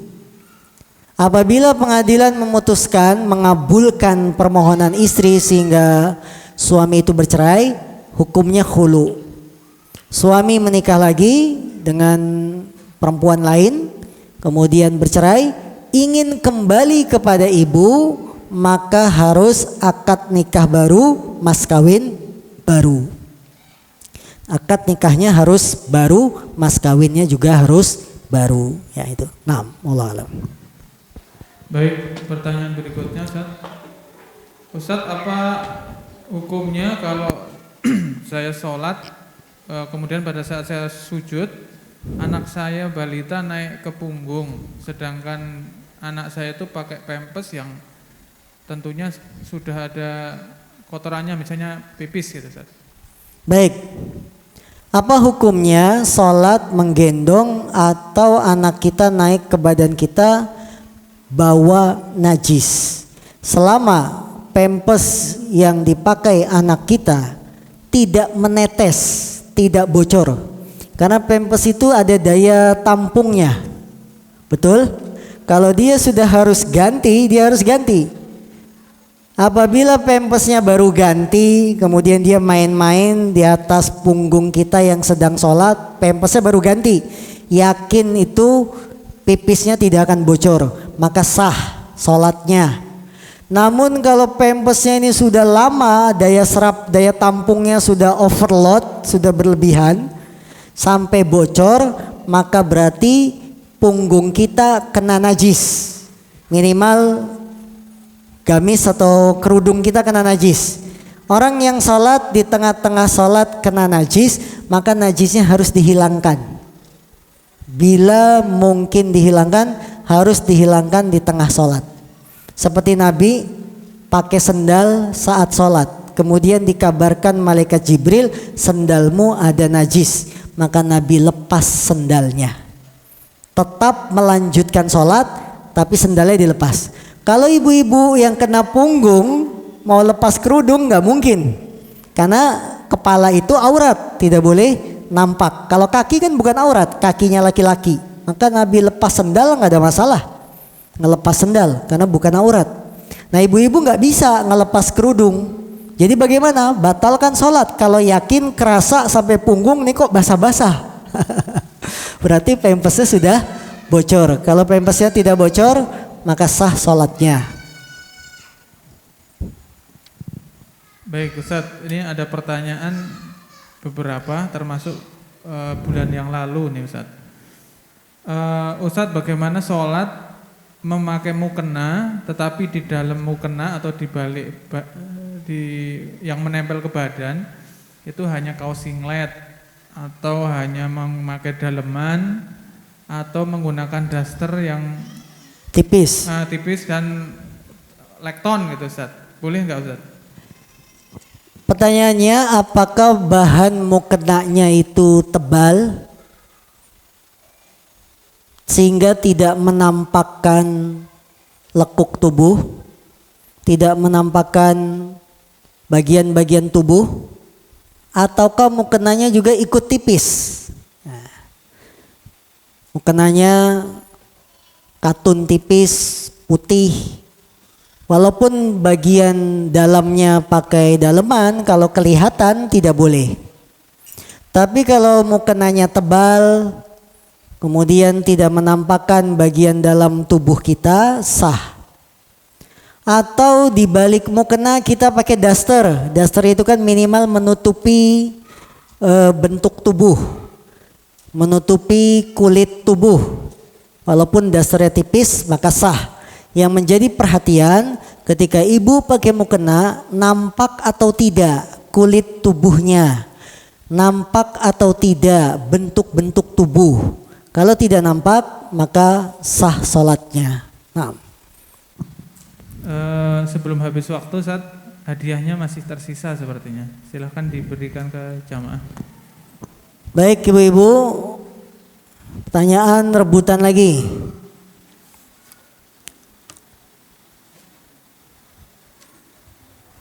Pertanyaan pertama,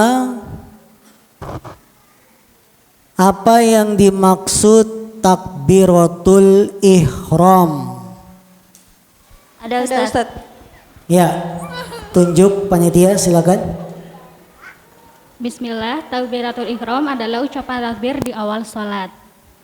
Ucapan takbirnya apa? Takbiratul ihram adalah ucapan takbir di awal sholat Ustaz. Baik, ucapkan takbir sekarang. Apa itu? Allahu Akbar. Allahu Akbar. Benar. Silakan diberikan hadiahnya. Pertanyaan kedua,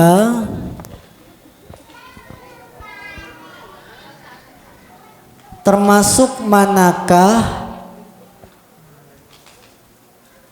apakah termasuk rukun, syarat, kewajiban niat di dalam sholat? Ada Ustaz. Ya. Niat termasuk rukun. Niat termasuk rukun. Berikan hadiahnya. Kalau di buku ini termasuk syarat. Betul?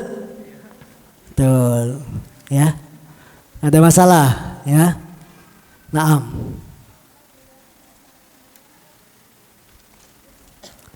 Pertanyaan ketiga.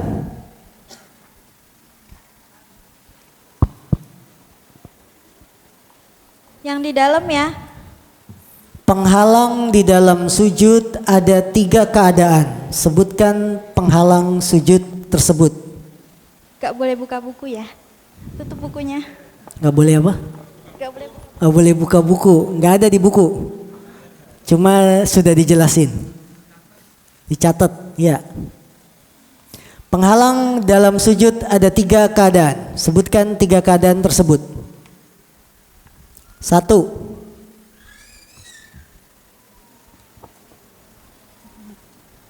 Penghalang sujud ada 3. 1, sesuatu yang tidak bersambung dan tidak menempel dalam keadaan sholat. Yang kedua, contoh, pakai daster. Hah? Tidak bersambung dengan orang yang sholat. Contohnya apa? Sajadah, tikar. Ya. Keadaan kedua. Keadaan kedua adalah penghalang yang bersambung dengan badan orang yang bersambung sholat. dalam orang yang sholat. Contoh. Contoh baju gamis. Baju gamis. Naib. Keadaan ketiga. Keadaan yang ketiga adalah penghalang sujud berupa dalam sujud berupa anggota badan orang yang sholat. Contohnya apa? Kita sujud sambil tangan kita menempel di kening. Hukumnya boleh nggak? Tidak boleh. Tidak boleh. Ya, berikan hadiah. Terakhir, ya, keempat ya. Yang keempat, apa hukumnya sholat melihat langit-langit? Ada Ustaz. Ya, silakan. Apakah batal sholatnya atau tidak? Tidak batal Ustaz. Kenapa? Karena apa ya, lupa tadi. Lihat kusen, lihat ini, kipas anginnya kok muter. Lupa. Kok tinggi banget lampu hiasnya. Kenapa gak batal sholatnya?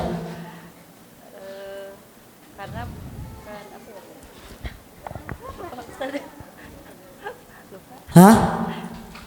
Karena tadi apa ya? sholat itu pandangan kita harus kemana? Harus ke tempat sujud. Ke tempat sujud. Iya. Ketika kita ngelihatnya ke atas, tapi itu akan dibenci sama Allah ya. apa? Akan dibenci sama Allah. Dibenci sama Allah. Ya, jawabannya benar. Ya, cukup ya. Satu lagi, silakan. Satu lagi, ini pertanyaan dari Kalimantan, dari Ibad. Ustadz, bagaimana sholat seorang yang sakit dan menggunakan pempes? Gitu. Ini kayaknya dewasa, Ustadz. Seorang yang sakit, kemudian dia memakai pempes, maka saat sholat dalam keadaan memakai pempes boleh, selama tidak kencing di tengah sholat, kecuali dalam kondisi yang sudah sangat kritis, parah, air kencingnya tidak bisa dikontrol, darah tidak bisa dikontrol, maka sholatlah semampunya, walaupun di tengah sholat keluar darah, keluar najis. Ya, adapun bagi yang masih bisa mengontrol kencing, pakai pempes sedang sholat berarti dia membawa najis. Hukum sholatnya sah selama tidak bocor pempesnya, selama tidak kencing di tengah sholat. Ibaratnya seperti orang sehat. Ibu-ibu, kita semua yang di sini sedang membawa najis. Saya yakin masih ada yang lagi sedang nahan kencing. Ya. Kita duduk di sini dengarkan kajian, kita lagi nahan kencing nih, sama saja kita bawa najis. Atau kita sholat nahan kencing, bawa najis berarti. Selama najisnya tidak netes keluar, sholat kita sah. Ibarat seperti orang pakai pempes, dia bawa najis. Selama tidak kencing di pempesnya ketika sholat, maka tidak batal sholatnya. Atau pempesnya tidak bocor, tidak batal sholatnya. Nah, ya, tidak ada di antara kita kecuali kita bawa najis. Yang kita makan ditampung dulu, kan gak langsung mules kan? Itu namanya bawa najis. Kita semua ini bawa najis. Cuma belum dikeluarkan. Ya, jadi sholatnya sah selama tidak bocor dan tidak keluar. Subhanakallah wa bihamdika asyhadu an la ilaha illa anta astaghfiruka wa atubu ilaik. Walhamdulillahirabbil alamin. Assalamualaikum warahmatullahi wabarakatuh.